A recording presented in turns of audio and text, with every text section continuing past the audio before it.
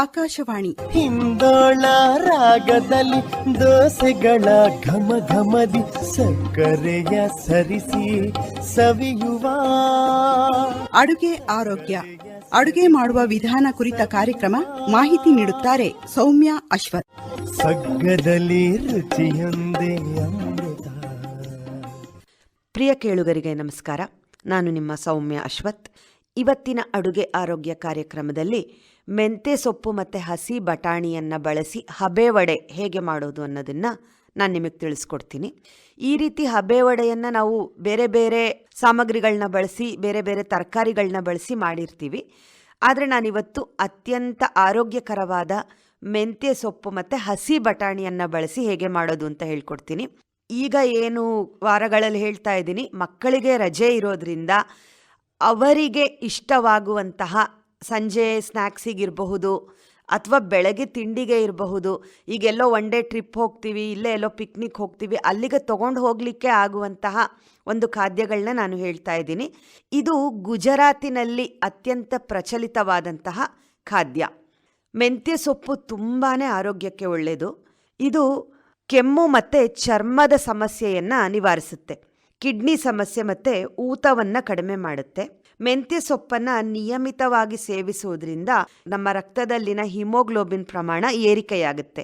ಇದರಲ್ಲಿ ಇನ್ಸುಲಿನ್ ಅಂಶ ಹೆಚ್ಚಾಗಿದ್ದು ರಕ್ತದಲ್ಲಿನ ಸಕ್ಕರೆ ಮಟ್ಟ ಕಡಿಮೆಯಾಗಿ, ಅದು ನಮಗೆ ಗೊತ್ತಾಗುತ್ತೆ. ನಾವು ಮೆಂತ್ಯ ಸೊಪ್ಪನ್ನು ನಿಯಮಿತವಾಗಿ ಶುಗರ್ ಇರೋದು ಬಳಸ್ತಾ ಬಂದ್ವಿ ಅಂದರೆ ಯಾವ ರೀತಿ ನಮ್ಮಲ್ಲಿ ಶುಗರ್ ಕಡಿಮೆ ಆಗಿದೆ ಅನ್ನೋದು ನಿಮ್ಮ ಅನುಭವಕ್ಕೇ ಬರುತ್ತೆ. ಮತ್ತು ಇದ್ರ ಜೊತೆಗೆ ನಾವು ಹಸಿ ಬಟಾಣಿಯನ್ನು ಬಳಸ್ತಾ ಇದ್ದೀವಿ, ಅದು ಕೂಡ ಆರೋಗ್ಯಕ್ಕೆ ತುಂಬಾ ಒಳ್ಳೆಯದು. ಅದನ್ನು ನಿಯಮಿತವಾಗಿ ಬಳಸೋದ್ರಿಂದ ರೋಗ ನಿರೋಧಕ ಶಕ್ತಿ ಹೆಚ್ಚಾಗುತ್ತೆ. ಮತ್ತು ಇದರಲ್ಲಿ ಫೈಟೋ ಅಲೆಕ್ಸಿನ್ ಎಂಬ ಆಂಟಿ ಆಕ್ಸಿಡೆಂಟ್ ಅಂಶ ಹೊಟ್ಟೆಯ ಮತ್ತು ಕರುಳಿನ ಆರೋಗ್ಯವನ್ನು ಕಾಪಾಡುತ್ತೆ. ಪುರುಷರಲ್ಲಿ ಕಾಡುವ ವೀರ್ಯಾಣುಗಳ ಸಂಖ್ಯೆಯ ಕೊರತೆಯನ್ನು ನೀಗಿಸೋದಲ್ಲದೆ ವೀರ್ಯಾಣುಗಳ ಗುಣಮಟ್ಟವನ್ನು ಸಹ ಹೆಚ್ಚಿಸುತ್ತೆ. ಮತ್ತು ಮರೆಗುಳಿತನ ಎದುರಿಸುತ್ತಿರುವವರಿಗೆ ಈ ಹಸಿ ಬಟಾಣಿ ಅತ್ಯಂತ ಪ್ರಯೋಜನಕಾರಿಯಾಗಿದೆ. ಇಂತಹ ಆರೋಗ್ಯಕರವಾದ ಸಾಮಗ್ರಿಗಳನ್ನ, ತರಕಾರಿಗಳನ್ನ ಬಳಸ್ಕೊಂಡು ಹಬೆ ವಡೆ, ಎಣ್ಣೆಲೇನು ನಾವು ಗೋಲ್ಸೋದಿಲ್ಲ, ಹಾಗಾಗಿ ಆರೋಗ್ಯಕ್ಕೆ ಕೂಡ ತುಂಬ ಒಳ್ಳೆಯದು. ಹೇಗೆ ಮಾಡೋದು ಅನ್ನೋದನ್ನು ತಿಳಿಸ್ಕೊಡ್ತೀನಿ, ಬನ್ನಿ. ಮೊದಲಿಗೆ ಬೇಕಾದಂತಹ ಸಾಮಗ್ರಿಗಳು: 2 ಕಟ್ಟು ಮೆಂತ್ಯ ಸೊಪ್ಪು, ಹಸಿ ಬಟಾಣಿ ಅರ್ಧ ಅಥವಾ ಮುಕ್ಕಾಲು ಕಪ್ಪು, ಬೆಳ್ಳುಳ್ಳಿ ಶುಂಠಿ ಪೇಸ್ಟು 1 ಚಮಚ, ಅರ್ಧ ಬಟ್ಟಲಷ್ಟು ಕಡಲೆ ಹಿಟ್ಟು, 2 ಬಟ್ಟಲಿನಷ್ಟು ಗೋಧಿ ಹಿಟ್ಟು, ರುಚಿಗೆ ತಕ್ಕಷ್ಟು ಉಪ್ಪು, 2 ಚಮಚೆ ತುಪ್ಪ, 1.5 ಟೇಬಲ್ ಸ್ಪೂನ್, ಸ್ವಲ್ಪ ಜಾಸ್ತಿ ಇರಲಿ, ಬಿಳಿ ಎಳ್ಳು, 2 ಚಮಚ ನಿಂಬೆ ರಸ ಹಾಗೂ 1 ಚಮಚ ಹಸಿಮೆಣಸಿನ್ಕಾಯಿ ಪೇಸ್ಟು. ಮೊದಲಿಗೆ ಮೆಂತ್ಯ ಸೊಪ್ಪನ್ನು ಬಿಡಿಸ್ಬಿಟ್ಟು ಚೆನ್ನಾಗಿ ತೊಳೆದು ಸಣ್ಣಗೆ ಹೆಚ್ಕೊಳ್ಳಿ. ಹಸಿ ಬಟಾಣಿಯನ್ನು ಬೇಯಿಸಿ ತರಿತರಿಯಾಗಿ ಮ್ಯಾಶ್ ಮಾಡ್ಕೊಳ್ಳಿ. ಕೈಯಲ್ಲಿ ಮ್ಯಾಶ್ ಮಾಡೋದು ತಡ ಆಗುತ್ತೆ ಅಂದರೆ ಮಿಕ್ಸಿ ಜಾರಿಗೆ ಹಾಕಿ 1 ರೌಂಡ್ ತಿರುಗಿಸಿದ್ರೆ ಸಾಕು, ತರಿತರಿ ಆಗುತ್ತೆ. ಈಗ ಒಂದು ಮಿಕ್ಸಿಂಗ್ ಬೌಲ್ಗೆ ಹೆಚ್ಚಿದಂತಹ ಮೆಂತ್ಯ ಸೊಪ್ಪು, ತರಿತರಿಯಾಗಿರುವಂತಹ ಬಟಾಣಿ, ಕಡಲೆ ಹಿಟ್ಟು, ಗೋಧಿ ಹಿಟ್ಟು, ಹಸಿ ಮೆಣಸಿನ್ಕಾಯಿ ಪೇಸ್ಟು, ಜಿಂಜರ್ ಗಾರ್ಲಿಕ್ ಪೇಸ್ಟು, ನಿಂಬೆ ರಸ, ರುಚಿಗೆ ತಕ್ಕಷ್ಟು ಉಪ್ಪು ಎಲ್ಲವನ್ನ ಹಾಕಿ ಚೆನ್ನಾಗಿ ಮಿಕ್ಸ್ ಮಾಡ್ಕೊಳ್ಳಿ. ನೀರು ಇಡಿಸೋದೇ ಇಲ್ಲ, ಯಾಕಂದರೆ ಮೆಂತ್ಯ ಸೊಪ್ಪಲ್ಲೂ ನೀರಿನಂಶ ಇರುತ್ತೆ, ಬಟಾಣಿನಲ್ಲೂ ನೀರಿನಂಶ ಇರುತ್ತೆ. ಹಾಗಾಗಿ ನಮಗೆ ನೀರು ಬೇಕಾಗೋದೇ ಇಲ್ಲ. ಅದನ್ನು ಚೆನ್ನಾಗಿ ಮಿಕ್ಸ್ ಮಾಡ್ಕೊಳ್ಳಿ. ನೀವು ಹಂಗೆ ಮಿಕ್ಸ್ ಮಾಡೋದೇ ಅದು ಚಪಾತಿ ಹಿಟ್ಟಿನ ಹದಕ್ಕೆ ಬರುತ್ತೆ. ಬೇಕು ಅಂದರೆ ಕೈಯಲ್ಲಿ ಒಂದು ಚೂರು ನೀರು ಚುಮ್ಕಿಸ್ಕೋಬಹುದು ಅಷ್ಟೇ. ಈ ಮಿಶ್ರಣವನ್ನು ಸಣ್ಣ ಸಣ್ಣ ಉಂಡೆಗಳಾಗಿ ಮಾಡಿ ವಡೆ ಶೇಪಲ್ಲಿ ಬೇಕಾದ್ರೆ ಮಾಡ್ಕೊಳ್ಳಿ, ಇಲ್ಲ ಮಕ್ಕಳಿಗೆ ಇಷ್ಟ ಆಗಬೇಕು ಅಂತಂದರೆ ನಗ್ಗೆಟ್ಸ್ ಬರುತ್ತಲ್ಲ, ಆ ನಗ್ಗೆಟ್ಸ್ ಶೇಪಲ್ಲಿ ಬೇಕಾದ್ರೂ ಮಾಡಿಟ್ಕೊಳ್ಳಿ. ಈಗ ಒಂದು ಅಗಲವಾದ ಬಾಣಲೆಗೆ ತುಪ್ಪ ಹಾಕಿಬಿಟ್ಟು ಬಿಳಿ ಎಳ್ಳನ್ನು ಚೆನ್ನಾಗಿ ಹುರ್ಕೊಳ್ಳಿ.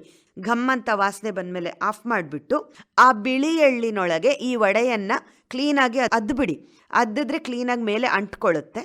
ನಂತರ ಬಿಳಿ ಎಳ್ಳಿನಲ್ಲಿ ಅದ್ದಿ ತೆಗೆದ ವಡೆಯನ್ನು ಒಂದು ಇಡ್ಲಿ ಪಾತ್ರೆಯಲ್ಲಾದರೂ ಬೇಯಿಸ್ಬೋದು, ಇಲ್ಲ ಅಂತಂದರೆ ಒಂದು ಅಗಲವಾದ ಪಾತ್ರೆಯಲ್ಲಿ ನೀರಿಟ್ಬಿಟ್ಟು ಅದ್ರ ಮೇಲೆ ತೂತದ ಬಟ್ಲನ್ನು ಇಟ್ಬಿಟ್ಟು ಆ ನೀರಿನ ಒಂದು ಹಬೆ ಆ ತೂತದ ಬಟ್ಲಿಗೆ ತಾಕ್ತಾ ಇರಬೇಕು.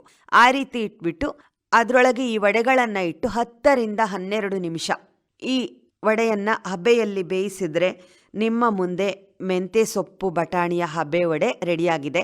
ಹಾಗೆ ತಿನ್ಬೋದು. ಉಪ್ಪು ಖಾರ ಎಲ್ಲ ಹದವಾಗಿ ಬಿದ್ದಿರೋದ್ರಿಂದ ಇದಕ್ಕೆ ಯಾವುದೇ ರೀತಿಯಾದಂತಹ ಚಟ್ನಿ, ಕೆಚಪ್ಪು ಏನೂ ಬೇಕಾಗೋದಿಲ್ಲ. ಹಾಗೂ ನಾವು ನಂಚ್ಕೊಳ್ತೀವಿ ಅಂತಂದರೆ ಯಾವುದ್ರ ಜೊತೆಗೆ ಬೇಕಾದರೂ ಸವಿಬಹುದು. ಖಂಡಿತ ಇದನ್ನು ಮನೇಲಿ ಮಾಡಿ ನೋಡಿ, ಹೇಗಿತ್ತು ಅಂತ air.bdvt@gmail.comಗೆ ಮೇಲ್ ಮಾಡಿ ನಿಮ್ಮ ಅಭಿಪ್ರಾಯಗಳನ್ನ ತಿಳಿಸಿ. ಧನ್ಯವಾದಗಳು. ಮಲೆನಾಡ ಪತ್ರೋಡೆ. ಇದುವರೆಗೂ ಅಡುಗೆ ಆರೋಗ್ಯ, ಅಡುಗೆ ಮಾಡುವ ವಿಧಾನ ಕುರಿತ ಕಾರ್ಯಕ್ರಮ ಕೇಳಿದ್ರಿ. ಶಾವಿಗೆ ಶಾವಿಗೆ. ಮಾಹಿತಿ ನೀಡಿದವರು ಸೌಮ್ಯ ಅಶ್ವಥ್. ಈ ಕಾರ್ಯಕ್ರಮ ಆಕಾಶವಾಣಿ ಭದ್ರಾವತಿ FM 103.5 ಮೆಗಾಹರ್ಟ್ಸ್ಗಳಲ್ಲಿ ಪ್ರಸಾರವಾಯಿತು. ಈ ಕಾರ್ಯಕ್ರಮವನ್ನು ಆಕಾಶವಾಣಿ ಭದ್ರಾವತಿ ಯೂಟ್ಯೂಬ್ನಲ್ಲೂ ಕೇಳಬಹುದು.